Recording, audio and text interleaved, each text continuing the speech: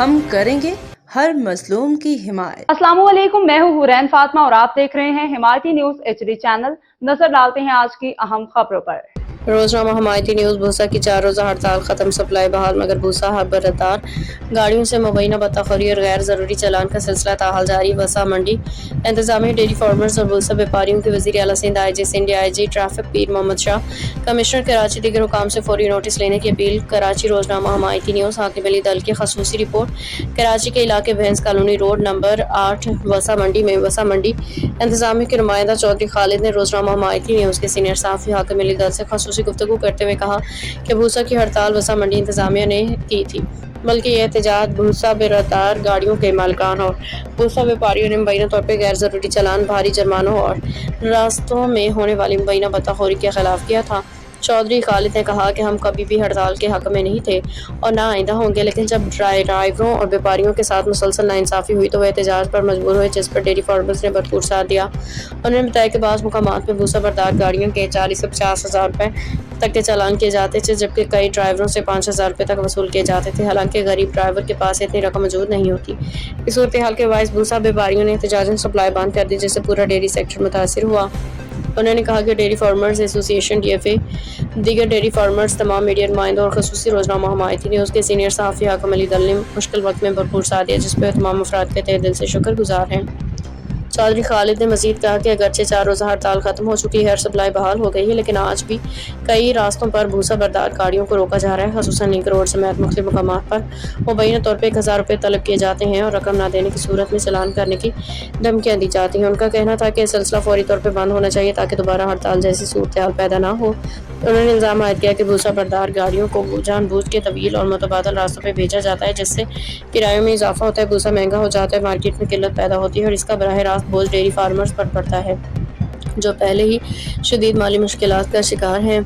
चौधरी खालिद ने वज़ीर आला Sindh Syed Murad Ali Shah, IG Sindh, DG anti corruption Sindh, IG traffic Pir Mohammad Shah, DIG motorway south zone, commissioner Karachi traffic police, जिला इंतजामिया दीगर कानून नाफिज करने वाले इदारों से अपील की है कि भूसा बरदार गाड़ियों को पहले से मुकर्ररा रूट पर बिला रुकावट चलने दिया जाए, रास्तों में मुबैना बत्ताखोरी और गैर ज़रूरी चालान का मुकम्मल खात्मा किया जाए, जिम्मेदार अनासर के खिलाफ सख्त कार्रवाई अमल में लाई जाए ताकि दोबारा किसी हड़ताल की नौबत ना आए। दूसरी जानिब डेयरी फार्मर्स एसोसिएशन ने ऐलान किया कि सिंध और बलूचिस्तान के भूसा व्यापारियों की 4 रोज़ा हड़ताल कामयाबी के साथ खत्म हो गई है और आज से भूसा बरदार गाड़ियों की लोडिंग दोबारा शुरू कर दी गई है, जिसके बाद कराची समेत सिंध के मुख्तलिफ इलाकों में भूसा की सप्लाई मामूल पे आना शुरू हो गई है। एसोसिएशन ने इस अहम मसले के हल पे वज़ीर आला Sindh Syed Murad Ali Shah, IG Sindh, DG anti corruption Sindh, DIG motorway south zone, DIG traffic Pir Mohammad Shah, commissioner Karachi traffic police, दीगर मुतल्लिका अदारों का शुक्रिया अदा करते हुए उम्मीद जाहिर की कि अब अमली तौर पर भूसा बरदार गाड़ियों को बिला वजह रोकने, मुबैना बत्ताखोरी और गैर ज़रूरी चालान के वाक़यात का मुस्तकिल खात्मा किया जाएगा। आखिर में वसा मंडी इंतजामिया, भूसा व्यापारियों और डेयरी फार्मर्स ने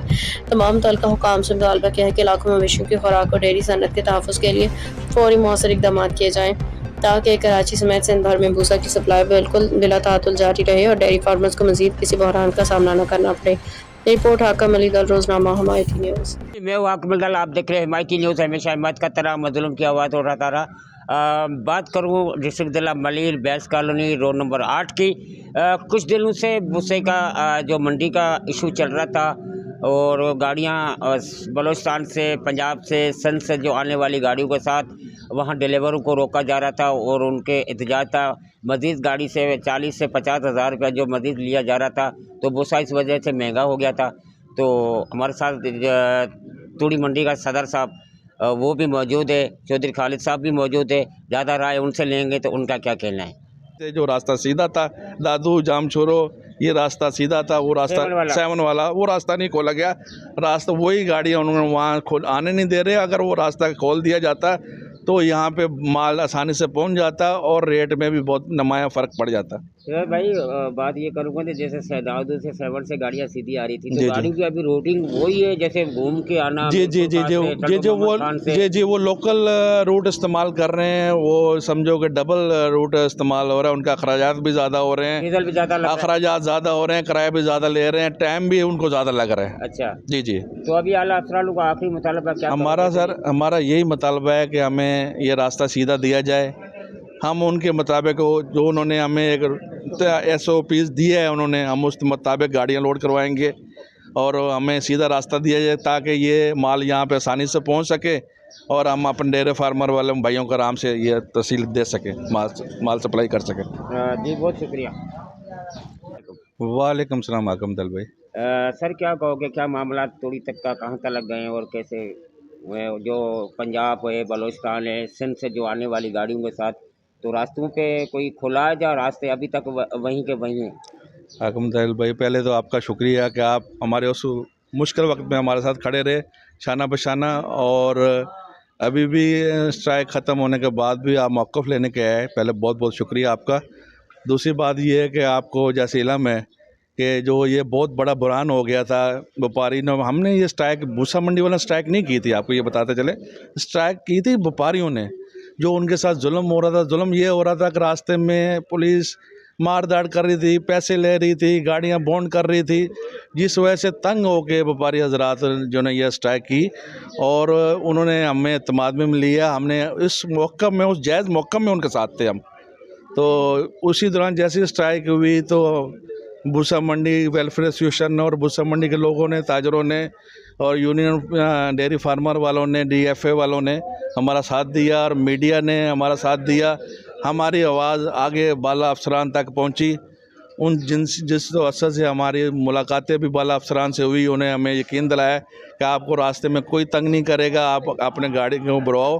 हमने तमाम अपने व्यापारी हजरात बलूचिस्तान से, सिंध से, पंजाब से सारे यहाँ बुलाए, उनको यकीन दिलाया कि भाई आपको कोई तकलीफ़ नहीं होगी रास्ते में, आप ये हड़ताल खोल दें। उन्होंने हमारे कहने पे चौधरी खालिद साहब। वालेकुम सलाम। सर क्या कहोगे, अंदरूनी रास्ते से जो सेवन दादू से जो रास्ता आ रहा था, तो गाड़ियाँ अभी वहाँ रास्ते खुल गए हैं या अभी वही अभी परेशानियाँ और मुश्किलातों का सामने है? हाकिम भाई आपका शुक्रिया, आप हमारी भरपूर मदद कर रहे हैं, हमारी बात हुकाम में बाला तक पहुँचा रहे हैं।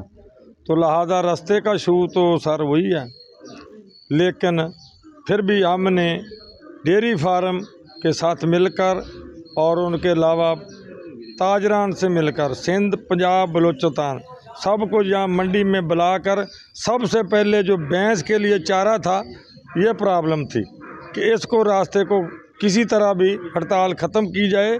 और जो उन्होंने की हमारे कहने के ऊपर, और हमारे को हुक्म मिले थे कमिश्नर साहब के कि दूध महंगा नहीं हो, सप्लाई जल्दी से जल्दी बहाल की जाए। हमने उस हुक्म को ताबे लाते हुए ये हड़ताल फिलफौर जल्दी ख़त्म करवाई और ये सप्लाई बहाल कराई, जिस वजह से आप देख रहे हैं कि सुबह नमाज के टाइम से नमाज हम यहाँ पढ़ते हैं, उसके बाद हमारी सप्लाई शुरू हो जाती है। तो बहुत खुशी की बात है कि जो सप्लाई जारी है। लाजा रास्ता जो है उसके लिए हम फिर भी इंतज़ामिया से दरख्वास्त करते हैं कि इस रास्ते को भी बहाल किया जाए और SOP के तहत हमारी कमिश्नर हैदराबाद से और SSP जितने भी इस जोन में आते हैं उनके साथ हमारी मीटिंग रखी जाए, जिस वजह से हमारे मुतालबात माने जाएं। और ये जो मुतालबात हमारी ज़ात के लिए नहीं है, ये डेयरी फार्म के लिए हैं जिनके जानवर भूख से मर रहे थे, और उसमें से तकरीबन हर आदमी, ये चीज़ एक सनद है, इसको बहाल रखा जाए। गवर्नमेंट से भी हमारी दरख्वास्त है कि आप भी इस चीज़ का नोटिस लें और रास्ते को बहाल करें। शुक्रिया। चौधरी साहब, छोटी सी बात है, जब ये अंदरूनी पंजाब से, बलूचिस्तान से गाड़ियों की जब हड़ताल की गई थी, वहाँ गाड़ियाँ रोकी गई थी, जब एक खबरें मीडिया पे भी चली और यहाँ के ताजरों ने और डेयरी अपना भूसा मंडी के व्यापारियों ने जब आवाज़ उठाई थी, तो सुनने में आया था तो यहाँ का इसका नोटिस जो थे CM मुराद अली शाह साहब ने खुद लिया था, तो उस पर आप कितने मुतमिन और उससे क्या हम इसमें शुक्रगुजार हैं बिलावल साहब के, उन्होंने भी नोटिस लिया। इसके शुक्रगुजार हैं CM साहब के, उन्होंने भी नोटिस लिया, जिससे हमारे को हर फोरम पे बुलाया गया और हमारी बात सुनी गई। तो लिहाजा मीडिया के भी हम शुक्रिया अदा करते हैं और ख़ासकर CM सिंध साहब का शुक्रिया अदा करते हैं कि हमारी बात जो सुनी गई और हमारी बात को तमाम अफसरान ने सुना और हमारे साथ तावन किया, जिस चीज़ से भूसे की सप्लाई बहाल हो गई। ये चीज़ है सर। जी बिल्कुल, आपको बताते चले कुछ दिन कबल यहाँ भूसे की जो हड़ताल की जा रही थी, मगर हड़ताल नहीं थी, लेकिन हड़ताल यूँ, इस हड़ताल का सबब यूँ बना पंजाब से, बलोचिस्तान से और जो अंदरूनी सिंध से गाड़ियाँ आ रही थी, तो उनके रास्ते बंद किए गए थे तमाम मोटरवे पुलिस की वजह से। जैसे खबरें चली मीडिया, सोशल मीडिया पे खबरें चली, जिसका डेयरी फार्मरों ने साहब ने, लेकिन भूसा तो कराची मंडी में पहुंचा और भैंस कॉलोनी के अंदर पहुंचा, मगर अभी वो सेवन दादू से सेवन वाले रोड रहे, वो अभी वहीं के वही मामलात हैं और रोड को नहीं खोला गया। अभी भी मज़ीद गाड़ियों को घूम के आना पड़ता है, हैदराबाद टंडोर आदम से और मीरपुर खास से गाड़ियों को घूम के आना पड़ता है।